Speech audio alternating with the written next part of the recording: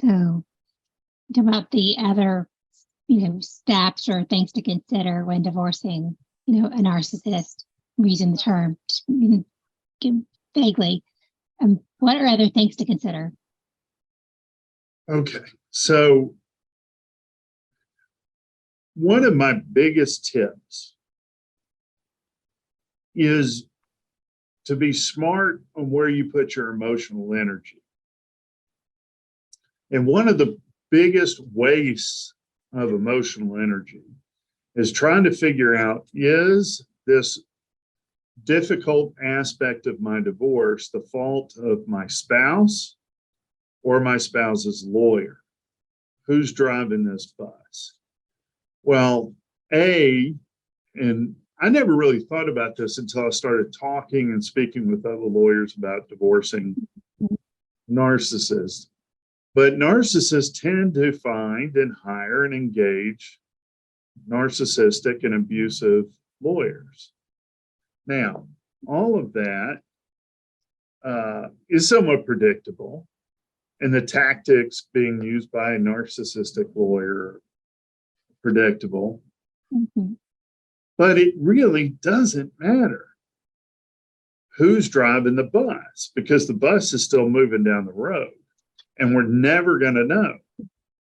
Okay, because I'll take a client through a decision-making process early on, and I'll say, we should turn left because of A, B, and C, but we need to consider D, E, and F.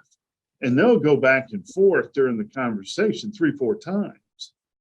And so as the lawyer, I do have some influence over the decision-making process. And some lawyers will go out of their way to try to control the client and try to get them to turn left or right for any number of reasons, which may or may not be good reasons. So we'll never know how a particular decision was made. And many times decisions are made, the other side might make the right decision, but for the wrong reason, or the wrong decision for a good reason strategically. And so there's a lot of different ways we can look at it, but we're never going to understand. And so in my humble opinion on that, I tell them, let's not worry about that. I mean, we could sit here for an hour talking about it, but it's not going to change their decision. Now, what also makes it interesting is that just because a narcissist turns left early in the process doesn't mean they won't ever turn right. Because one of the things they're going to try to do is, pressing buttons.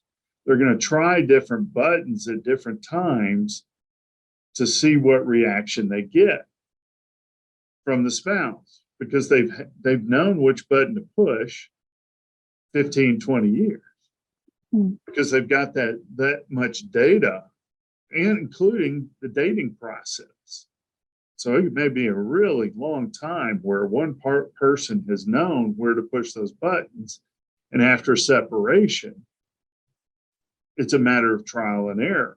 And I'll tell them and predict this well in advance. There's going to be different, we know he or she's going to use the kids. They're going to be victims in this, and there's nothing we can do to stop it. We could maybe try to get them into counseling. There are certain things, boundaries that the other spouse can't cross. So we know the kids are going to be used as weapons. Mm-hmm. But there's going to be other subtle things like spot. Going, what? Spot? No. Yes. All right. And the more unlikely, unseemly, toxic, the more likely that's going to be used. All right. So we plan for what's going to come up. We discuss the fact that they're going to use certain tactics that are predictable. And so we're not going to be able to identify them all, but let me give you a couple of examples.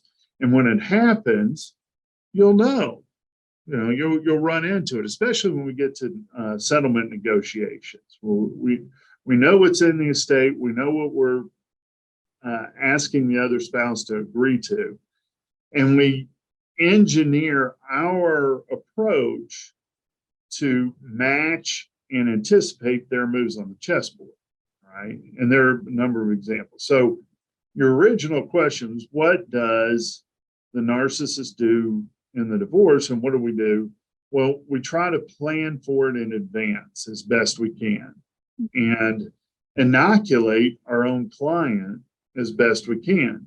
And the best weapon we have, the best shield, is the emotional support team.